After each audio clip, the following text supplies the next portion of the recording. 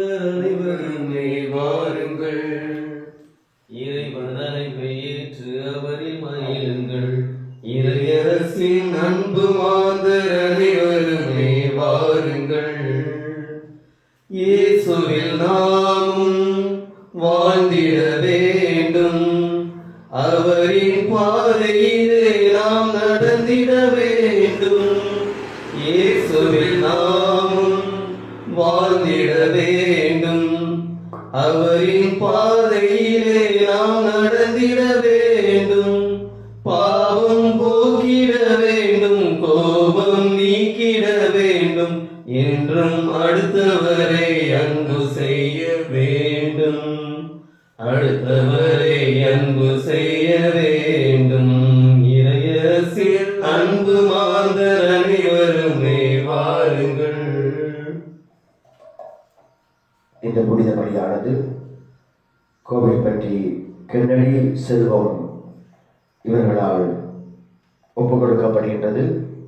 பெற்ற நன்மைகளுக்கு நன்றியாகவும், மைக்கேல் கோஸ்மி உடைய திருமணம் நல்லபடியாக நடந்ததற்கு நன்றியாகவும், பணி உயர்வு கிடைக்கவும், நல்ல வரன் கிடைக்கவும், குடும்பத்தில் அமைதி நிலவவும், இறையாட்சி கிடைத்திடவும் இந்த புனித பலியை ஒப்புக் கொடுத்து ஜெபிக்கிறார்கள். மேலே இருந்த குடம் திருமதி லூர்து மேரி அவர்களின் குடும்பத்திற்கு இறைவன் செய்த அனைத்து நன்மைகளுக்கு நன்றியாகவும், குடும்பத்தில் சமாதானம் அமைதி நிலவவும், மகன் மகள் மருமகள் பேத்தி பேரன் ஆகியோர் இறையன்பில் நிலைத்திருக்கவும், பேரன் அஸ்வந்த் 10ஆம் வகுப்பு பொதுத் தேர்வில் அதிக மதிப்பெண் பெறவும், குடும்பத்தில் மரித்த குழந்தை தெரேஸ், சந்தியாகு, அந்தோணி இவர்களின் ஆன்ம இலைப்பாற்றிக்காகவும், யாருமையாத ஆன்மாக்களுக்காகவும் மற்றும் மகள் பென்சி திருமணத்திற்கு விருப்பம் தெரிவித்து அவர் திருமணம் விரைவில் நடைபெறவும், அவருக்கு நல்லதொரு வேலை கிடைக்கவும், குடும்பத்தில் சமாதானம் அமைதி நிலவ வேண்டும் என்றும் இந்த புனித பலியை ஒப்புக் கொடுத்து ஜெபிக்கிறார்கள். மற்றும் இறைவன் மரித்த பெட்ரீசியாவுடைய ஆன்மாவிற்காகவும், இறைவனில் மரித்த மோட்சவருடைய ஆன்மாவிற்காகவும் இந்த புனித பலி ஒப்புக் கொடுத்து ஜெபிக்கப்படுகிறது. தந்தை மகன் தூய ஆவியாரின் பெயராலே நம் ஆண்டவராகிய இயேசு கிறிஸ்துவின் அருளும் கடவுளின் அன்பும் தூய ஆவியானவரின் நட்புறவும் உங்கள் அனைவரோடும் இருப்பதாக.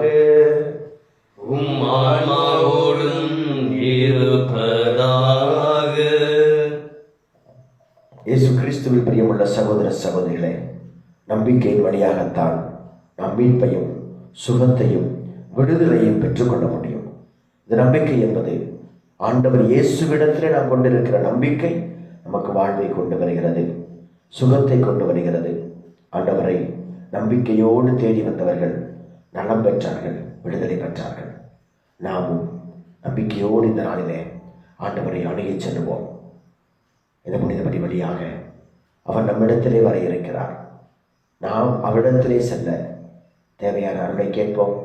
தடையாக இருக்கின்ற குற்றங்கள், குறைகள், பாவங்கள், பலவீனங்களை எண்ணி மனமருந்துவோம், மன்னிப்பு கேட்போம்.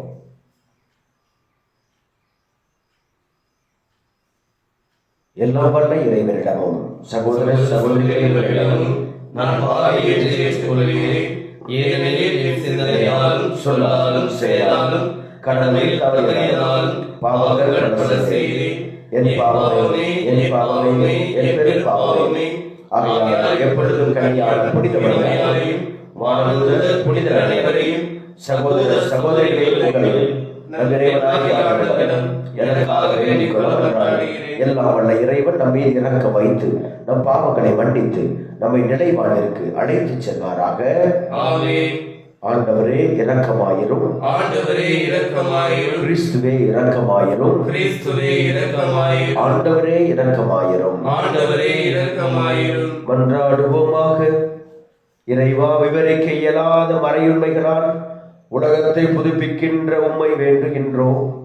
அதனால் உமது திரு நிலையான படிப்பினையினால் பயன்பெற்று இவ்வுலகில் உதவிகளை இழந்து விடாமல் இருப்பதாக உமோடு தூயாவியாரின் ஒன்றிப்பில் இறைவனா என்றென்று வாழ்ந்து ஆட்சி செய்கின்ற அவர் வழியாக உம்மை மன்றாடுகின்றோம். ஆமென்.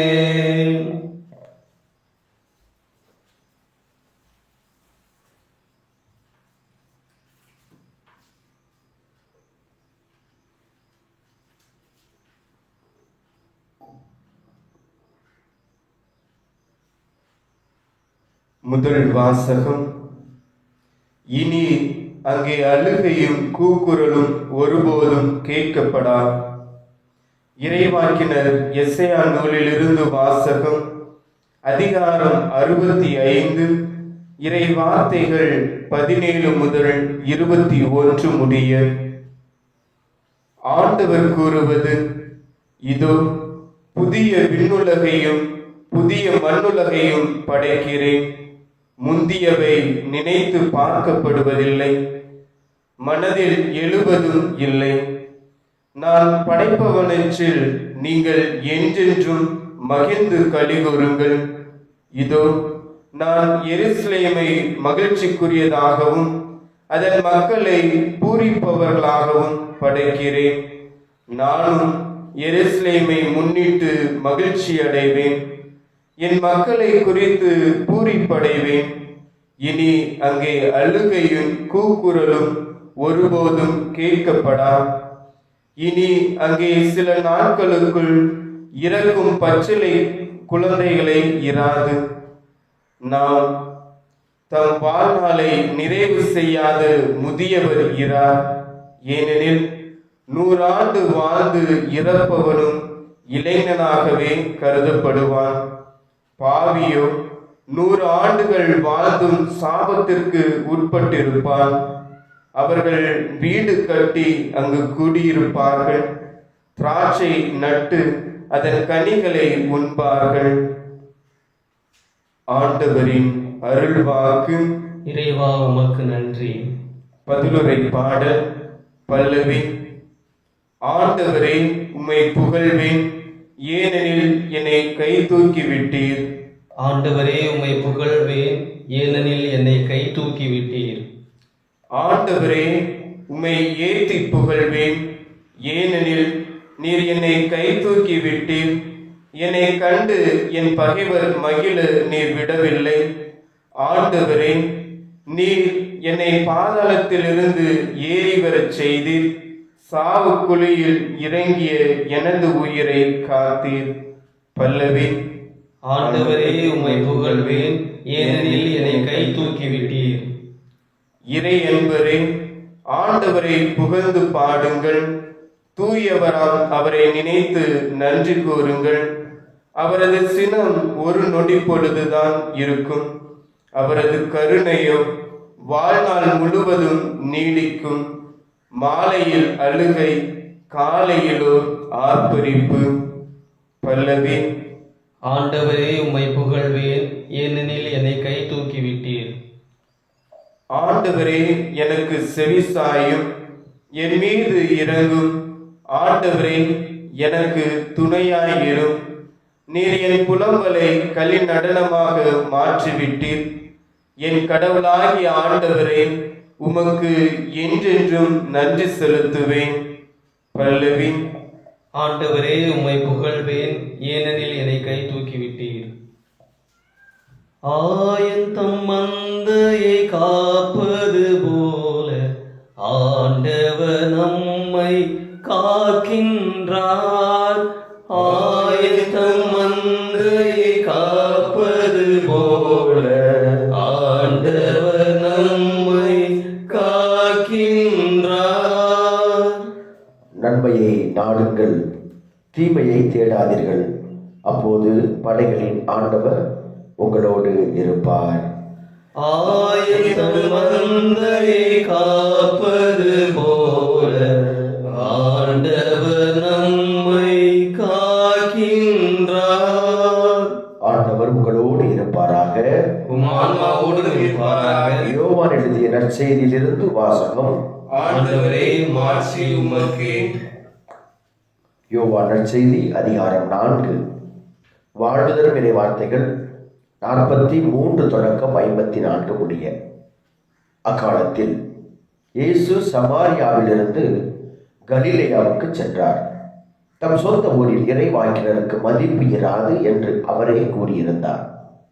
அவர் கலிலேயா வந்தபோது கலிலேயர் அவரை வரவேற்றனர்.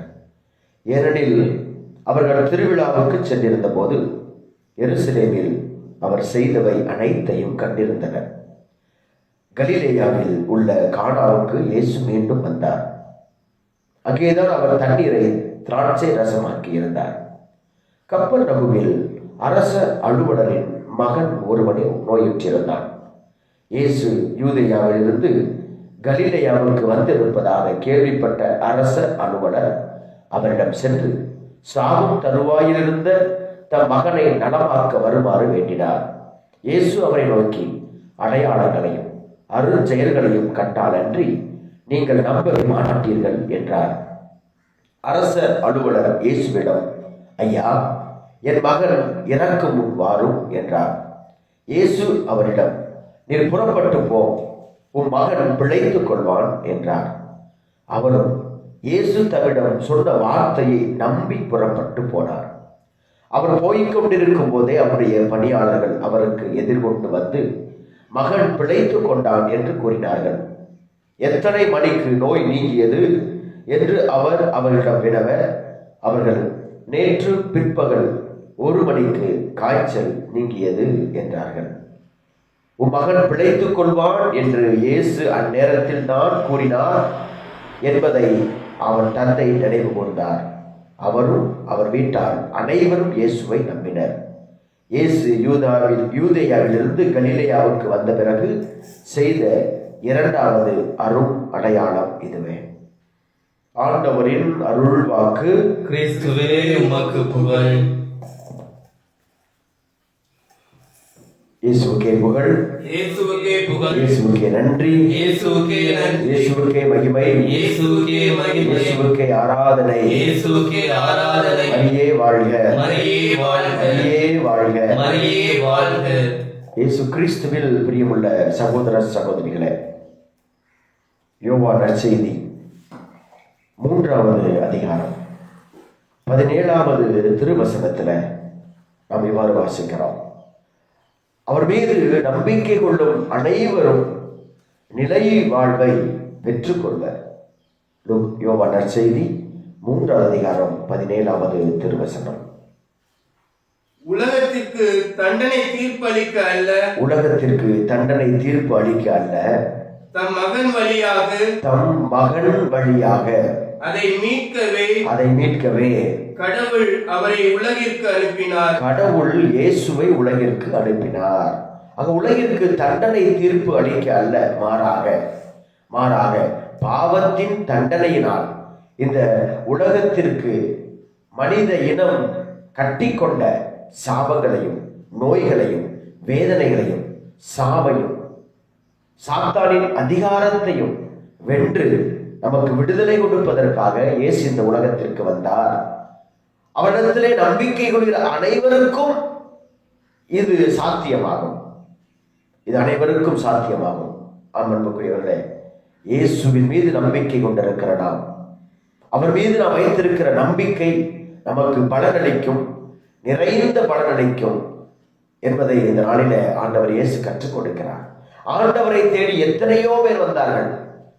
அவர் பின்னே கூட்டமாய் அவர் பின்னே எத்தனையோ ஆயிரக்கணக்கான லட்சக்கணக்கான மக்கள் அவர் பின்னே ஓடினார்கள். அவர்களிலே எத்தனையோ பேருக்கு எவ்வளவோ நோய்கள் இருந்திருக்கும், எவ்வளவோ பிரச்சனைகள் இருந்திருக்கும், எத்தனையோ துன்பங்கள் இருந்திருக்கும், வேதனைகள் இருந்திருக்கும். ஆனால் அவரிடத்திலே நம்பிக்கையோடு வந்தவர்கள் மட்டும்தான், அவரை விசுவாசத்தோடு அணுகியவர்கள் மட்டும்தான் சுகம் பெற்றார்கள், விடுதலை பெற்றார்கள். இயேசு வாழ்ந்த பொழுது எத்தனையோ பேர் மரித்திருப்பார்கள். ஆனால் இறந்த எல்லோரையும் இயேசு உயிர்ப்பிக்கவில்லை. இயேசுவின் காலத்திலே எத்தனையோ பேர் தொழுநோயோடு இருந்திருப்பார்கள். ஆனால் எல்லோரையும் இயேசு குணமாக்கவில்லை. எத்தனையோ பார்வையற்றவர்கள், எத்தனையோ சாத்தானால் பிடிக்கப்பட்டவர்கள் இருந்திருப்பார்கள். எல்லோரையும் ஆண்டவர் சுகமாக்கவில்லை. அவரிடத்திலே யார் நம்பிக்கையோடு அவரை தேடி வந்தார்களோ அவர்கள் நலம் பெற்றார்கள். அவரை தேடி வந்தவர்கள் சுகம் பெற்றார்கள். அவரை தேடி வந்தவர்கள் மன்னிப்பு பெற்றார்கள். ஆக ஆண்டவரை தேடி வந்தவர்கள் அவர்கள் வாழ்க்கையிலே இருக்கிற குறைகளை நிறைவாக்கி கொண்டார்கள். ஆக ஆண்டவரை தேடி வருவதுகின்ற பொழுதுதான் நமது வாழ்க்கையிலே அவரிடத்திலே இருக்கிறதை நாம் பெற்றுக்கொள்வோம். அவர் தருவார், அவருக்கு எல்லாம் தெரியும் என்று நாம் எந்த முயற்சியும் செய்யாமல் விசுவாச வாழ்க்கையிலே நாம் முன்னேறாமல் நாம் ஒருபோதும் அவரிடத்திலிருந்து ஆசீர்வாதத்தை, சுகத்தை, விடுதலையை, மன்னிப்பை பெற்றுக்கொள்ள முடியாது. அன்புக்குரியவர்கள், எத்தனையோ நிகழ்ச்சிகளை, எத்தனையோ மனிதர்களை நாம் பார்க்கிறோம். இந்த செய்தியிலே பாருங்கள், அரசு அலுவலர் ஏரோதின் அரண்மனையில ஒரு மிகப்பெரிய ஒரு இடத்துல இருக்கிறவர், ஒரு சாதாரண தச்சு வேலை செய்கிற ஒரு சாதாரண ஒரு மனிதனுடைய இல்லத்திற்கு வருகிறார். அரசு அவையை விட்டு சாதாரண ஒரு குடிசை வீட்டுக்கு ஒரு மாபெரும் மனிதன் வருகிறான். எத்தனையோ மருத்துவர்கள் இருந்தும் அவனுடைய அரண்மனையிலேயே எத்தனையோ மருத்துவர்கள் இருந்திருக்கலாம். ஏனால் அரச அலுவலர், அவனுடைய அரண்மனையில, அவர் வாழ்ந்த அரண்மனையில எத்தனையோ மருத்துவர்கள் இருந்திருக்கலாம். ஆனால் அவன் நம்பிக்கை எல்லாம் மருத்துவருக்கெல்லாம் மருத்துவரான இயேசுவிடத்துல, அவன் எருசலேமில் இருந்து அவன் கானாவிற்கு, இயேசு இருந்த அந்த சிறிய ஊருக்கு அவன் வருகிறானே, இயேசுவை தேடி வருகிறானே, தச்சரின் மகனை தேடி வருகிறானே. காரணம், அவர் மீது இருந்த நம்பிக்கை, விசுவாசம்.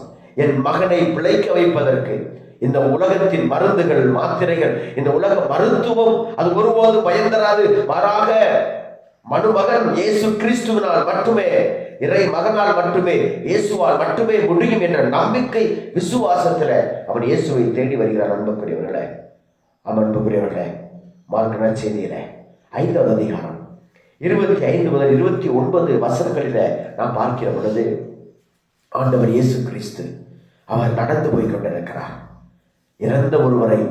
இறந்த சிறுமியை, ஜெயிரஸ் என்ற அந்த மனிதனுடைய இறந்த சிறுமியை எழுப்புவதற்காக இயேசு சென்று கொண்டிருக்கிறார். அப்பொழுது அந்த கூட்டத்தின் மத்தியில இயேசு கிறிஸ்துவினுடைய ஆடையின் விளிம்பை தொட்டால் போதும் என்று இயேசுவின் மீது உள்ள விசுவாசம், அதையெல்லாம் கடந்து, இயேசு என்னை தொட்டால் நான் சுகம் பெறுவேன், இயேசு என்னை சுகப்படுத்துவார், அவர் என்னை தொட வேண்டும், அவர் என்னை நலமாக்க வேண்டும் என்பதை தாண்டி இன்னும் ஒரு விசுவாசம். என்ன விசுவாசம்? அவர் என்னை தொட வேண்டும் என்பதல்ல, நான் அவரின் ஆடையின் விளிம்பை தொட்டால் போதும்.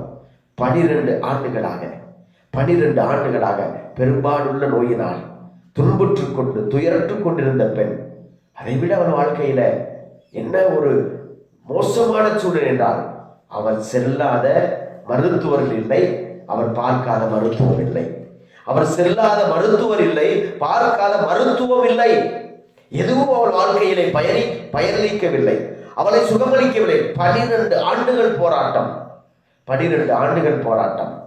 ஆனால் இப்பொழுதோ அவருடைய நம்பிக்கை இயேசுவின் மீது எல்லா மனிதருக்கும் அப்பாற்பட்டதாக இருக்கிறது. காரணம், நிச்சயமாக இந்த பெண் ஒரு உண்மையுள்ள அல்லது இறை வார்த்தையை, பழைய பாட்டை அறிந்திருக்கிற ஒரு நிச்சயமாக ஒரு உண்மையுள்ள ஒரு யூத பெண்ணாகத்தான் இருந்திருக்க முடியும். ஏன் ஆடையினுடைய அந்த விளிம்பை அவள் தொட்டால் சுகம் பெறுவேன் என்று சொன்னாள்? மலாக்கி 4:2 நாம் வாசிக்கிறோம், அவருடைய அந்த ஆடை, அதாவது ஆண்டவர் மனுமகன் இந்த உலகத்திற்கு நீதியின் கதிரவனை போல வருவார், அவருடைய ஆடையின் விளிம்பிலே சுகம் இருக்கிறது, விடுதலை இருக்கிறது என்று நாம் வாசிக்கிறோம். அவருடைய ஆடையின் விளிம்பிலே யூதர்கள் மிகச் சிறப்பாக, போதகர்கள், அனைத்து யூதர்கள் தங்களுடைய ஆடையினுடைய அந்த விளிம்பிலே தொங்கலை அணிந்திருப்பார்கள். ஒரு ப்ளூ கலர் ஊதா கலர் நிறத்தில் ஒரு தொங்கலை அவர்கள் அணிந்திருப்பார்கள். அந்த தொங்கல் அது எல்லாருடைய ஆடையிலும் இருக்கும். அந்த தொங்கல் என்பது சுகத்தின் அடையாளம். மலாக்கியா 4:2 வாசிக்க கேட்போம். ஆனால் என் பெயருக்கு அஞ்சி நடக்கின்ற உங்கள் மேல் நீதியின் கதிரவன் எழுவான். நீதியின் கதிரவன் என்றால் ஆண்டவர் இயேசு கிறிஸ்துவை குறிக்கிறது. கதிரவன் என்பது ஆண்டவர் இயேசு கிறிஸ்துவின் பிரசன்னத்தை குறிக்கிறது. நீதியின் கதிரவன் எழுவான். அவருடைய ரெக்கைகளில் நலம் தரும் மருந்து இருக்கும். இங்கே தமிழிலே ரெக்கைகள் என்று அழைக்கப்பட்டிருக்கிறது. ஆங்கிலத்திலே விங்ஸ் என்று அங்கு போடப்பட்டிருக்கும். அப்படி என்றால் இந்த விங்ஸ் ஒரு மூல மொழியாகிய எபிரேயத்திலே நாம் பார்க்கிற பொழுது அங்கு இந்த மூல மொழி என்ன எழுதியிருக்கின்றால் தொங்கல், தொங்கல், விளிம்பு, ஆடையின் ஓரத்திலே தொங்குகின்ற அதற்கு பெயர் விங்ஸ் என்று மூல மொழியிலே எழுதப்பட்டிருக்கிறது. அப்படி என்றால் அந்த ஆடையினுடைய அந்த செட்டையிலே என்ன இருக்குமோ? மீண்டும் வாசிக்க கேட்போம். அவருடைய இறக்கைகளில் நலம் தரும் மருந்து இருக்கும், நலம் தரும் மருந்து இருக்கும். எனவே இறை வார்த்தையை தெரிந்திருக்கிற இந்த பெண் அப்ப இயேசு கிறிஸ்துவினுடைய அந்த ஆடையின் தொங்கலிலே நலம் தருகிற மருந்து இருக்கிறதே. அப்படி என்றால் எனக்கு நலம் தருகிற மருந்து இயேசுவின் அந்த தொங்கல் ஆடையிலே இருக்கிறது, அவருடைய ஆடையின் தொங்கலிலே இருக்கிறது. அமர்வுக்குரியவர்களே, எனவே அந்த விசுவாசம் பாருங்கள் எவ்வளவு விசுவாசம் என்று. எனவே அந்த நம்பிக்கையோடு வந்ததால் தான் ஆண்டவர் ஏதோ என்னிடமிருந்து வல்லமை வெளிப்பட்டது, அவரின் ஆடையில் இருந்து, அவரின் ஆடையின் தொங்கலிலே மருந்து இருந்தது, சுகம் இருந்தது என்பதை அறிந்திருக்கிற அந்த பெண் தொட்டதால், விசுவாசத்தோடு தொட்டதால், எல்லாருடைய நம்பிக்கையை விட இவன் நம்பிக்கை சிறந்தது என்று கூட நான் சொல்லுவேன். அப்பொழுது அந்த ஆடையின் விளிம்பிலே இருந்த அந்த மருத்துவ குணத்தையும் சுகத்தையும் அவர் தெரிந்து வைத்திருந்தார். அந்த ஆடை அது இயேசுவின் ஆடை மட்டும்தான். எத்தனையோ பேர் ஆடையிலே தொங்கல் இருந்ததே, அவர் தொட்டிருக்கலாமே, போதகர்கள், தலைமை குருக்கள், இல்லை, இயேசுவின் ஆடையின் தொங்கலில் மட்டுமே இந்த மருந்து, இந்த சுகமளிக்கிற வல்லமை இருக்கிறது என்பதை உணர்ந்து கொண்டார். அமர்வுக்குரியவர்களே, இயேசு கிறிஸ்துவிலே பிரியமானவர்களே, ஏதோ மத்தேயு நற்செய்தி 8வது அதிகாரம் 5:13 முதல் நாம் வாசிக்கிறோம். நூற்றுவர் தலைவனுடைய விசுவாசத்தை அங்கு வாசிக்கிறோம். அவன் தன்னுடைய ஊழியன் நோயுற்றிருப்பதை கண்டு இயேசுவிடத்திலே வருகிறான். அவனுடைய நம்பிக்கை பாருங்கள், அவருடைய நம்பிக்கையை பாருங்க. ஆண்டவரே, நீங்க எங்க வீட்டுக்கு வர வேண்டாம், நீங்க வந்து அவனை தொட வேண்டாம், நீங்க அவன் பக்கத்துல வர வேண்டாம். இல்ல ஆண்டவரே, நீங்க இங்க இருந்தே ஒரு வார்த்தை சொல்லுங்கப்பா, நீங்க ஒரு வார்த்தை சொல்லும் என்னுடைய ஊழியன் அங்க இருக்கிறவ சுகமடைவாப்பா. நீங்க இங்க இருந்து சொன்னாலே போதும்பா. உங்க வார்த்தைக்கு அவ்வளவு அதிகாரம் இருக்குப்பா, உங்க வார்த்தைக்கு அவ்வளவு வல்லமை இருக்குப்பா, உங்க வார்த்தையில சுகம் இருக்குப்பா, உங்க வார்த்தையில எல்லா விதமான நம்பிக்கை இருக்குப்பா. ஆண்டவரே, நீங்க ஒரு வார்த்தை சொல்லுங்கப்பா, நீங்க ஒரு வார்த்தை சொன்னாலே போதும்பா, என் ஊழியன் நலம் பெறுவான், என் ஊழியன் சுகம் பெறுவான் என்று அந்த நம்பிக்கை, அந்த விசுவாசத்தை அவன் பெற்றிருந்தான். அப்ப ஆண்டவரே, என்னை வந்து நீர் சந்தையும் என்று அப்படின்னு இல்லை, ஆண்டவரே என்னை வந்து நீர் பாரும் என்று அல்ல, என் ஊழியனை வந்து தொடும் என்று அல்ல, மாறாக நீர் ஒரு வார்த்தை சொல்லும். ஆண்டவரிடத்துல அவனுடைய நம்பிக்கையை பாருங்க, அந்த நூற்றுவர் தலைவருடைய நம்பிக்கையை பாருங்க. வார்த்தையில் இருக்கிற அதிகாரத்தை அவர் அறிந்து வைத்திருந்தார். ஏனென்றால் என் வார்த்தைக்கு இந்த மனிதர்கள் எவ்வளவு எவ்வளவு அதிகாரம் செலுத்துறாங்க, எவ்வளவு அதிகாரம் கொண்ட வார்த்தையா இருக்குது. அப்ப இறை மகன் இயேசுவின் வார்த்தைக்கு எவ்வளவு அதிகாரம் இருக்கும், எவ்வளவு அதிகாரம் இருக்கும். அவர் இங்கிருந்து சொன்னால் போதுமே, எங்கிருக்கிறவர்கள் நலம் பெறுவார்கள், எங்கிருக்கிறவர்கள் நலம் பெறுவார்கள். அமர்வுக்குரியவர்களே, அவ்வளவு விசுவாசம் ஆண்டவரை தேடி வந்ததால் அவர் நம்பியபடியே ஆண்டவர் ஒரு வார்த்தை இங்கிருந்து சொன்னார், இங்கிருந்து சொன்னார், போ, உன் விசுவாசத்தின்படியே ஆகட்டும், உன் விசுவாசத்தின்படியே ஆகட்டும். ஆண்டவரை தேடி லூக்கா நற்செய்தி 17வது அதிகாரம் 11 முதல் 19 நாம் வாசிக்கிறோம். ஆண்டவரை தேடி தொழுநோயாளர்கள் அவர்கள் ஊருக்குள் வரக்கூடாது, அவர்கள் எந்த மனிதன் முன்பாக தங்களை வெளிப்படுத்தக்கூடாது. அப்படி இருந்தும் இயேசு என்று வருகின்ற பொழுது இயேசுவிற்கு முன்பாக விசுவாசத்தோடு அவர்கள் கத்திக்கொண்டு வருகிறார்கள். குணமாக்க முடியாத ஒரு நோயாக இருந்த காலத்திலே இயேசுவால் முடியும், இயேசுவால் மட்டுமே முடியும் என்ற நம்பிக்கையில இயேசுவிடத்திலே, இயேசுவின் அருகிலே, இயேசுவின் பக்கத்திலே வருகிறார்கள். வந்து ஆண்டவரே, ஆண்டவரே, நீ விரும்பினால் உம்மால் எங்களை குணமாக்க கொள்ளும். ஆண்டவரே, நீங்க விரும்புனீங்கன்னா எங்களை குணமாக்குங்கப்பா, உம்மால் முடியும்பா, உம்மால் மட்டுமே முடியும்பா. அப்ப அந்த தொழுநோயாளருடைய நம்பிக்கையை பாருங்க. இயேசு மட்டுமே சுகப்படுத்த முடியும், இயேசு மட்டுமே குணப்படுத்த முடியும், இயேசுவால் மட்டுமே நாங்கள் நலம் பெற முடியும் என்ற நம்பிக்கை, என்ற விசுவாசம் அவனுக்கு அளவுக்கு அதிகமாக இருந்ததால் தான் இயேசுவிடத்துல அந்த விசுவாசத்தோடு நம்பிக்கையோடு வந்தார்கள். திரும்ப நாம் பார்க்கிறோம் மத்தேயு நற்செய்தி 9வது அதிகாரத்துல 27 முதல் 31 வரை பார்வையற்றவர் பார்வையற்றவராய் இருக்கிறார். என்ன நடக்கிறது? ஏதோ ஒரு பெரும் சத்தம் கேட்கிறதே, ஏதோ ஒரு பெரும் கூட்டம் போகிறத போல தெரிகிறதே. யார் போகிறார்? யார் போகிறார்? ஏனென்றால் நிச்சயமாக அவர் கேள்விப்பட்டிருப்பார். இயேசு போகிற இடங்களில் எல்லாம் மக்கள் கூட்டம் கூட்டமாய் அவர் பின்னே போகிறார்கள். இயேசுவுக்கு பின்னால் மக்கள் கூட்டமாய் போகிறார்கள், அற்புதங்கள் அதிசயங்களை பெற்றுக் கொள்கிறார்கள் என்று அவர் நிச்சயமாக கேள்விப்பட்டிருப்பார். எனவேதான் அவர் கேட்கிறார். அவரு என்ன நடக்குது, என்ன சத்தம்னு கேட்கல, யார் போகிறார் என்று கேட்கிறார். ஏனென்றால் நிச்சயமாக இயேசுவுக்காக அவர் காத்திருந்திருக்க வேண்டும். இயேசு போகிறார் என்று சொன்னவுடன் நாசரேத்து இயேசுவை பார்த்து, தாவீதின் மகனே என் மீது இரக்கமையும். விசுவாசத்தை பாருங்கள். தாவீதின் மகனே என் மீது இரக்கமையும். இந்த உலகத்திற்கு மீட்பையும் சுகத்தையும் விடுதலையையும் பார்வை கொடுக்க வந்தவர் நீதான். மீட்பர் நாளிலே மீட்பர் இந்த உலகத்திற்கு வருகிற பொழுது பார்வையற்றவர்கள் பார்வை பெறுவார்கள் என்ற அந்த விசுவாச சத்தியத்தை அவர் மனதிலே வைத்துக் கொண்டு, இயேசுவே தாவீதின் மகனே என் மீட்பரே எங்கள் மீது இரக்கமையும், என் மீது இரக்கமையும், பாவியாக என் மீது இரக்கமையும். அவருடைய ஜெபத்தை பாருங்கள். ஆண்டவரே என் மீது இரக்கமையும் அப்பா, இதோ நான் பார்வை பெற வேண்டும் என்ற விசுவாசத்தோடு கத்துகிறான். அதற்காக பேசாதேன்னு சொல்றாங்க, அவன் கேட்கல. இன்னும் அதிகமாய் அவன் கத்தினான். எப்பொழுது வரை கத்தினான்? இயேசு நின்று திரும்பி பார்க்கிற வரை அவன் கத்தினான். நம் ஜெபங்கள் இயேசுவை நிறுத்த வேண்டும். இயேசு நின்று திரும்பி பார்த்து அவனை என்னிடம் அழைத்து வாருங்கள் என்றார். அன்புக்குரியவர்களே, ஒரு மனிதனுடைய ஜெபம், ஒரு மனிதனின் கதறல் இயேசுவை நிறுத்தியது. அத்தனை கூட்டத்தின் மத்தியிலே இவன் குரல் எல்லா குரல்களுக்கும் மேலாய் ஒலித்தது. அப்ப என் ஜெபம் எல்லாருடைய ஜெபங்களுக்கும் மேலானதாக இருக்க வேண்டுமே, எல்லா சத்தங்களுக்கும் மேலான சத்தமாய் இருக்க வேண்டுமே, இயேசுவை நிறுத்துகிற சத்தமாய் இருக்க வேண்டுமே.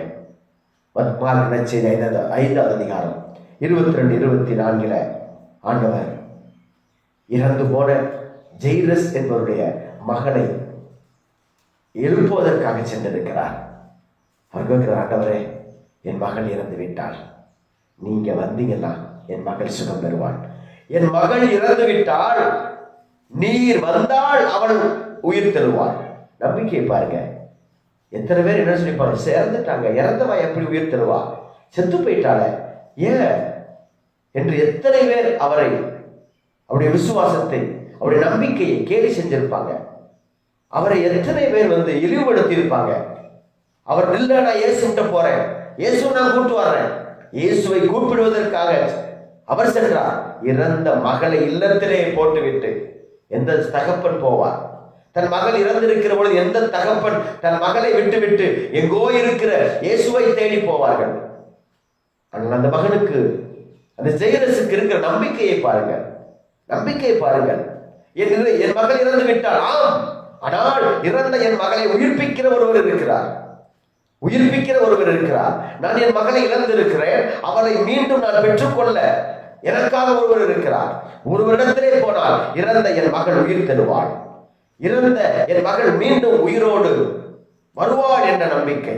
ஏனென்றால் இந்த மகள் வாழக்கூடியவள், 12 வயது சிறுமி, இப்பொழுதுதான் இவள் வாழ தன் வாழ்க்கையை ஆரம்பித்திருக்கிறாள். இந்த மகள் சாகக்கூடியவள் அல்ல, இவள் வாழக்கூடியவள். அப்படி என்றால் அந்த வாழ்விடத்திலே இருக்கிறது, இயேசுவிடத்திலே இருக்கிறது என்று இயேசுவை விசுவாசத்தோடு நம்பிக்கையோடு தேடி செல்கிறாரே. அமர்வுக்குரியவர்களே, அவரை விசுவாசத்தோடு நம்பிக்கையோடு தேடி சென்றவர்கள் வெறுமையாய் அல்லது அவர்கள் நம்பிக்கையோடு தேடி சென்ற காரியங்கள் கிடைக்காமல் வந்ததில்லை, திரும்பியதில்லை. அவர் மீது உள்ள நம்பிக்கை, என் நம்பிக்கை எப்படி இருக்கிறது? என் ஜெபம் எப்படி இருக்கிறது? என்னுடைய வேண்டுதல் எப்படி இருக்கிறது? என் ஜெபங்கள் அத்தனை கூட்டங்கள் மத்தியில, கூட்டங்களில் நினைக்கிற பொழுது, சத்தம் என்று நினைக்கிறது நமது வாழ்க்கையில இருக்கிற பிரச்சனைகளா இருக்கலாம், நோயா இருக்கலாம், துன்பமா இருக்கலாம், துயரமா இருக்கலாம், நெருக்கடியா இருக்கலாம், எத்தனையோ விதமான காரியங்களா இருக்கலாம். இதுவையெல்லாம் நம் வாழ்க்கையில் இருக்கிற நெருக்கடிகள், சத்தங்கள், இயேசுவை நாம் காணாதவாறு பார்க்க முடியாதவாறு அல்லது நமது ஜெபங்கள் அவரை சென்று அடையாதவாறு இருக்கிற தடைகள், இந்த தடைகளையும் தாண்டி இயேசுவை நமது ஜெபங்கள், நமது சத்தங்கள் நிறுத்துமா? சிந்தித்து பார்ப்போம். எல்லாம் முடிந்து விட்டது, எல்லாவற்றையும் இழந்து விட்டேன், இனி ஒரு நம்பிக்கையும் இல்லை என்று நினைக்கிற பொழுது உங்கள் இறுதி நம்பிக்கையாக இயேசு இருக்கிறாரா? உங்கள் இறுதி நம்பிக்கையாக இயேசு இருக்கிறாரா என்பதை சிந்தித்து பார்ப்போம். எல்லா மருத்துவமும் கைவிட்ட போதும் இயேசு மட்டுமே அவரால் கூடும் என்ற நம்பிக்கை எனக்கு இருக்கிறதா? எல்லாவற்றையும் இழந்த பொழுதும் அவர் மீது நான் நம்பிக்கை வைத்திருக்கிறேனா? அன்புக்குரியவர்களே, சிந்தித்து பார்ப்போம். நம் நம்பிக்கை, நாம் கொண்டிருக்கிற நம்பிக்கை, நாம் கொண்டிருக்கிற விசுவாசம், இயேசுவின் மீது நமது விசுவாசம், அது அவரிடத்தில் நம்மை அழைத்து செல்ல வேண்டும். இயேசுவின் மீது விசுவாசம் கொண்டவர்கள் அவர்கள் அதே இடத்துல வீட்டிலே உட்கார்ந்து கொண்டு இருந்தல்ல, அவர் வருவார், அவர் என்னை சுகப்படுத்துவார். ஆண்டவருக்கு தெரியுமே நான் விசுவாசத்தோடு இருக்கிறேனே, ஆண்டவருக்கு தெரியுமே நான் நம்பிக்கையோடு இருக்கிறேனே, ஆண்டவருக்கு தெரியுமே நான் அவர் மீது அன்போடு இருக்கிறேனே, தெரியும், அவருக்கு தெரியும். அவரிடத்திலே நீ செல்ல வேண்டும் அல்லவா? அவரிடத்திலே செல்ல வேண்டும். அப்ப அவரிடத்திலே செல்வதற்கு என்னிடத்தில் இருக்கிற தடை என்ன? என் பாவங்கள், என் பலவீனங்கள், விசுவாசம் இல்லாத நம்பிக்கைகள், விசுவாச குறைபாடுகள். அப்ப அவரிடத்திலே நான் செல்ல வேண்டும். விசுவாசம் என்பது இயேசுவிடத்திலே நம்மை அழைத்து செல்லுவது, அப்ப அவரிடத்திலே போவதற்குரிய தடைகளை நான் நீக்க வேண்டும், நான் தான் செல்ல வேண்டும். ஊதாரி மகன் இயேசுவை எவ்வாறு தன் தந்தையை தேடி சென்றதை போல, தந்தையின் அன்பை தேடி சென்றதை போல நாமும் இயேசுவை விட்டு பிரிந்து வாழ்ந்திருக்கிறோம். அவரிடத்திலே நாம் போகிற பொழுதுதான் அவர் அன்பை, சுகத்தை, விடுதலையை அவர் நமக்கென வைத்திருக்கிற மாபெரும் அபிஷேகத்தை நாம் பெற்றுக்கொள்ள முடியும். அன்புக்குரியவர்களே, எனவே நம் நம்பிக்கையை அதிகப்படுத்துவோம். நம் நம்பிக்கை நம்மை இயேசுவிடத்திலே அழைத்து செல்லட்டும். அவரிடத்திலே போவோம். நமது வாழ்க்கையிலே எத்தனை விதமான இக்கட்டுகள், துன்பங்கள், துயரங்கள், வேதனைகள் இருந்தாலும் சரி, என்னுடைய முதல் வாசகத்திலே எசையா இறைவாக்கினர் சொன்னதை போல, இனி உங்கள் வாழ்க்கையிலே இருள் இருக்க போவதில்லை, இனி உங்கள் வாழ்க்கையிலே சாவி இருக்க போவதில்லை, இனி உங்கள் வாழ்க்கையிலே துன்பம் இருக்க போவதில்லை. ஏனென்றால் இனிமேல் நீங்கள் காண்கிற உலகம் புதியது, புதிய விண்ணகம், புதிய மண்டகம், புதிய வாழ்க்கை. அப்ப இயேசுவிடத்திலே நான் போகிற பொழுது எனக்கு எல்லாம் புதிதாய் மாறும் என்ற நம்பிக்கையிலே தொடர்ந்து இந்த திருப்பலியிலே நாம் பங்கு பெறுவோம். அவரிடத்திலே வருவோம், என் நம்பிக்கையை அதிகப்படுத்துவோம். இயேசுவிடத்திலே நாம் நம்பிக்கையோடு வருவோம். அவருடன் வருவதற்கு இருக்கிற தடைகள், பாவங்கள், பலவீனங்களை எல்லாம் உதறி தள்ளுவோம். நம்பிக்கை அதிகப்படுத்தி இயேசுவிடத்திலே வருவோம், நலன்களை பெற்றுக் கொள்வோம். ஆமென்.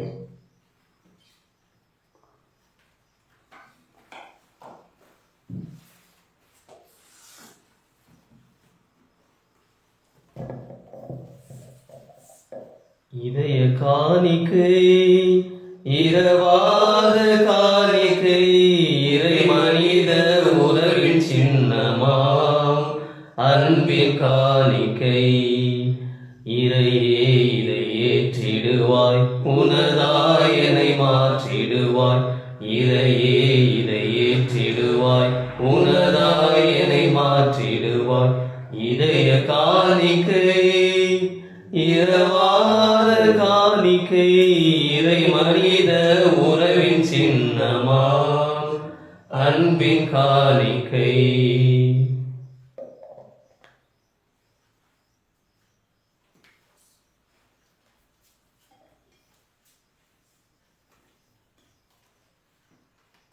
சகோதர சகோதரி, என்னுடையது உங்களுடைய புனித பலி எல்லாம் வல்ல இறைவனுக்கு ஏற்றதாகும்படி மன்றாடுங்கள். ஆண்டவர் தமது பேரின் புகழ்ச்சிக்காகவும் மாட்சிக்காகவும் தமது நன்மைக்காகவும் புனித திரு அவையின் அனைத்து நலனுக்காகவும் மது கை நின்று இப்பலியை ஏற்றுக்கொள்வாராக. ஆண்டவரே, உமக்கு ஒப்புக் கொடுக்கப்படவே காணிக்கையின் பயனை நாங்கள் பெற்றுக்கொள்ள உம்மை வேண்டுகிறோம்.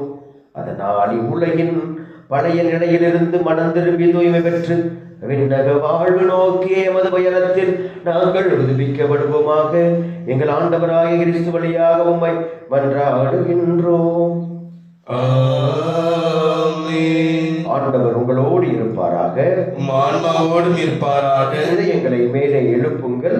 ஆண்டவரிடம் எழுப்பியுள்ளோம். நம் இறைவனாகிய ஆண்டவருக்கு நன்றி கூறுவோம். அது தகுதியும் நீதியும் ஆனது. ஆண்டவரே, தூயவரான தந்தையே, என்றும் உள்ள எல்லாம் வல்ல இறைவா, என்னாலும் இவ்விடத்திலும் நாங்கள் உமக்கு நன்றி செலுத்துவது மெய்யாகவே தகுதியும் நீதியுமாகும். எங்கள் கடமையும் மீட்புக்குரிய செயலுமாகும். எங்கள் தவ முயற்சிகளால் நாங்கள் உமக்கு நன்றி செலுத்துவதும் எங்கள் ஆணவத்தை தளர்த்துவதும் ஏழைகளுக்கு உணவளிக்கவும் இவ்வாறு உமது கனிவிரக்கத்தை பின்பற்றவும் நீர் திருவுளமானீர். ஆகவே எண்ணற்ற வானதுதரோடு சேர்ந்து நாங்களும் உம்மை போற்றி புகழ்ந்தேத்தி ஒரே குரலில் சொல்வதாவது: தூயவர் தூயவர் தூயவர், வான்படைகளின் கடவுளாம் ஆண்டவர். விண்ணகும் மன்னகும் உமது மாட்சியால் நிறைந்துள்ளன. உன்னதங்களிலே ஓசானா. ஆண்டவர் பெயரால் வருபவர் ஆசி பெற்றவர். உன்னதங்களிலே ஓசானா.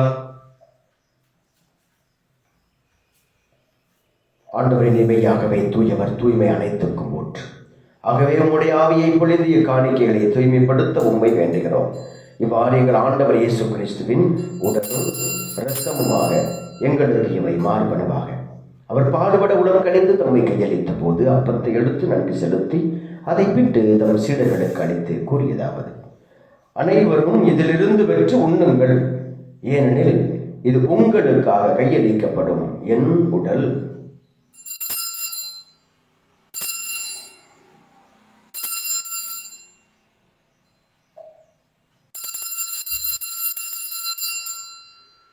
அவ்வண்ணமே இரவு விருந்தை அருந்திய பின் கிண்ணத்தையும் எடுத்து மீண்டும் உமக்கு நன்றி கூறி தம் சீடர்களுக்கு அளித்தவர் கூறியதாவது: அனைவரும் இதிலிருந்து பெற்று பருகுங்கள், ஏனெனில் இது புதிய நிலையான உடன்படிக்கைக்கு உரிய என் இரத்தத்தின் கிண்ணம். இது பாவ மன்னிப்புக்கென்று உங்களுக்காகவும் பலருக்காகவும் சிந்தப்படும். இதை என் நினைவாக செய்யுங்கள்.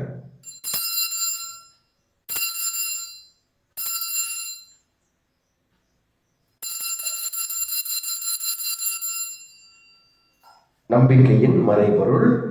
ஆண்டவரே, நீர் வருமளவும் உமது இறப்பினை அறிக்கையிடுகின்றோம், உமது உயிர்ப்பினையும் எடுத்துரைக்கின்றோம். ஆகவே ஆண்டவரே, நாங்கள் கிறிஸ்துவின் இறப்பினையும் உயிர்ப்பினையும் நினைவு கூர்ந்து வாழ்வதனும் அப்பத்தையும் மீட்பளிக்கும் கிண்ணத்தையும் ஒப்புக் கொடுக்கின்றோம். உம் திருமுனின்று உமக்கு ஊழியம் புரிய தகுந்தவர்கள் என எங்களை ஏற்றுக்கொண்டு எனவே உமக்கு நன்றி செலுத்துகின்றோம். மேலும் கிறிஸ்துவின் உடலிலும் இரத்தத்திலும் பங்கு கொள்ளும் எங்களை தூய ஆவியாளர் ஒன்று சேர்க்க வேண்டுமென உம்மை தாழ்மையுடன் மன்றாடுகின்றோம். ஆண்டவரே, உலகெங்கும் பரவியிருக்கும் அது திரு அவையை நினைவு கூர்ந்தரும் எங்கள் திருத்தந்தையிலேயோ எங்கள் மறைமாவட்ட பரிபாலகர் மோட்சராஜன் எல்லா திருநிலையினராகிய அனைவரோடும் உமது திரு அவை அன்பில் நிறைவு பெற செய்தருளும். மேலும் உயிர்த்தலும் எது நோக்குடன் துயில் கொள்ளும் எங்கள் சகோதர சகோதரிகளையும் இறந்தோர் அனைவரையும் இரக்கத்துடன் நினைவு கூர்ந்து உமது திருமுக ஒளியினுள் ஏற்றலும் எங்கள் அனைவர் மீதும் இரக்கமாயிரும். கடவுளின் கன்னித்தாயும் எங்கள் தாயுமான புனித மரியா, அவருடைய கணவரான புனித யோசேப்பு, புனித திருத்தூதர்கள், இவ்வுலகில் உமக்கு உகந்தவராயிருந்த புனிதர்கள் அனைவருடனும் நாங்கள் நிறைவாழ்வில் பங்கு கொள்ளும் தகுதி பெற்று உம் திருமகன் இயேசு கிறிஸ்து வழியாக உம்மை புகழ்ந்தேத்தும் மரமருட உம்மை மன்றாடுகின்றோம். இவர் வழியாக இவரோடு இவரில் எல்லாம் வல்ல இறைவனாகிய தந்தையே, தூய ஆவியாரின் ஒன்றிப்பில் எல்லா புகழும் ஆட்சியும் என்றென்றும் உமக்கு உரியதே. ஆமென். ஆமென். ஆமென்.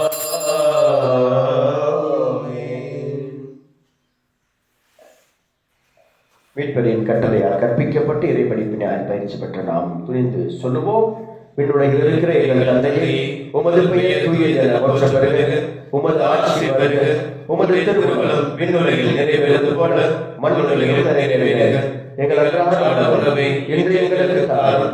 எங்களுக்கு எதிராக குற்றம் செய்வோரை நாங்கள் மன்னிப்பது போல எங்கள் குற்றங்களை மன்னியும். எங்களை சோதனைக்கு உட்படுத்தாதையும் தீயோனிடமிருந்து எங்களை விடுவித்தருளும். ஆண்டவரே, தீமை அனைத்திலிருந்தும் எங்களை விடுவித்து எங்கள் வாழ்நாளில் அமைதியை கனிவுடன் அருள உம்மை மன்றாடுகின்றோம். உமது இரக்கத்தின் உதவியால் நாங்கள் பாவத்திலிருந்து எப்போதும் விடுதலை பெற்று யாதொரு கணக்கமின்றி நலமாயிருப்போமாக. நாங்கள் எதிர்நோக்கி இருக்கும் பேரின்பத்துக்காகவும் மீட்பராகிய இயேசு கிறிஸ்துவின் வருகைக்காகவும் காத்திருக்கின்றோம். ஏனெனில் ஆட்சியும் வல்லமையும் மாட்சியும் என்றென்றும் உமதே. ஆண்டவரே இயேசு கிறிஸ்துவை, அமைதியை உங்களுக்கு விட்டுச் செல்கிறேன், என் அமைதியை உங்களுக்கு அளிக்கிறேன் என்றும் திருத்தூதர்களுக்கு மொழிகிறேன். எங்கள் பாவங்களை பாராமல் உமது திரு அவையின் நம்பிக்கையை கண்ணோக்கி உமது திருவுளத்திற்கு ஏற்ப அதற்கு அமைதியை ஒற்றுமை அளித்தருவீராக. என்றென்று வாழ்ந்து ஆட்சி செய்கின்றவர் நீரே.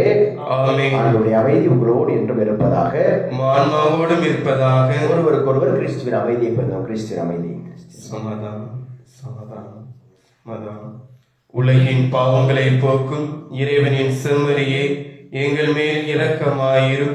உலகின் பாவங்களை போக்கும் இறைவனின் செம்மறியே எங்கள் மேல் இரக்கமாயிரும். உலகின் பாவங்களை போக்கும் இறைவனின் செம்மறியே எங்களுக்கு அமைதியை அளித்தருளும். இதோ இறைவனின் செம்மறி, இது உலகின் பாவங்களை போக்குகிறவர். நம்பிக்கையோடு தன்னை தேடி வந்த ஒவ்வொருவருக்கும் சுகத்தையும் விடுதலையும் அதிசயங்களையும் அற்புதங்களையும் செய்தவர். என்று நாம் வாழ்க்கையில் நாம் விரும்புகிற, நாம் எதிர்பார்க்கிற அற்புதத்தை, அதிசயத்தை, நன்மையை செய்ய இதோ நம்மை தேடி வந்திருக்கிறார். அவரிடத்திலே நம்பிக்கையோடு நாம் வருவோமா?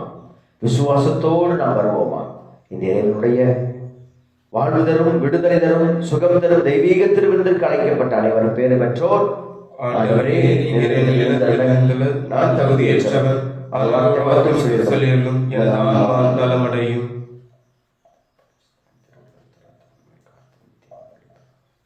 ஆமென்.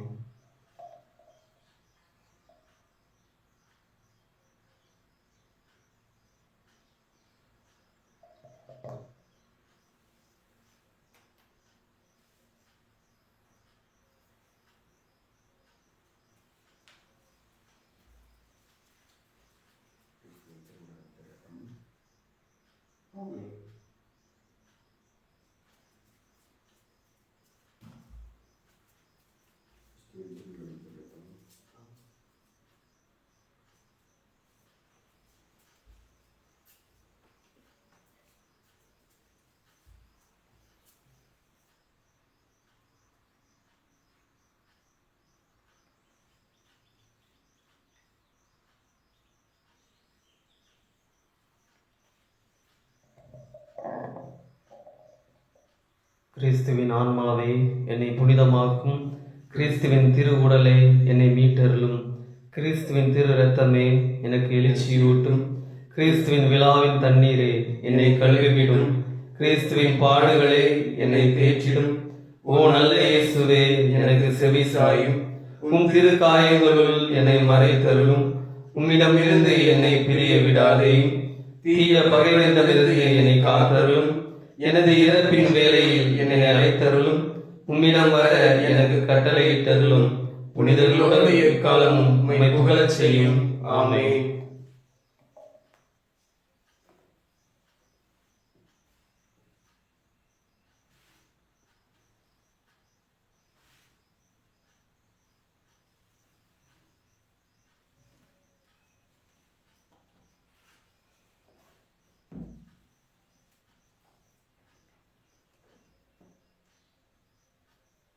நன்றி கூறி மன்றாடுவோமாக.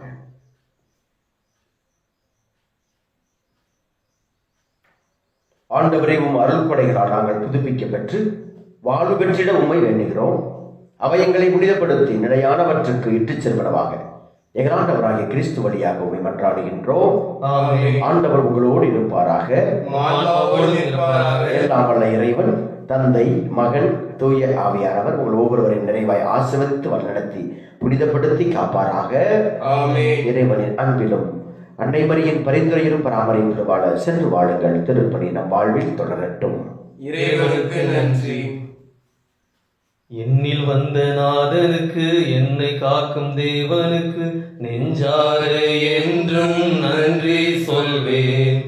வாழ்வழித்த வள்ளலுக்கு, வாழ்வழிக்கும் இயேசுவுக்கு வானெங்கும் முழங்க நன்றி சொல்வேன். நன்றி நன்றி என்றும் நன்றி சொல்வேன். நன்றி நன்றி என்றும் நன்றி சொல்வேன். நன்றி நன்றி நன்றி என்றும் நன்றி சொல்வேன். நன்றி நன்றி நன்றி என்றும் நன்றி சொல்வேன். பாவங்களை போக்கினார் நன்றி சொல்வேன். பயமதையே நீக்கினார் நன்றி சொல்வேன். பாவங்களை போக்கினார் நன்றி சொல்வேன். பயமதையே நீக்கினார் நன்றி சொல்வேன். பரிவுடனே நோக்கினார் நன்றி சொல்வேன். பாதிரனை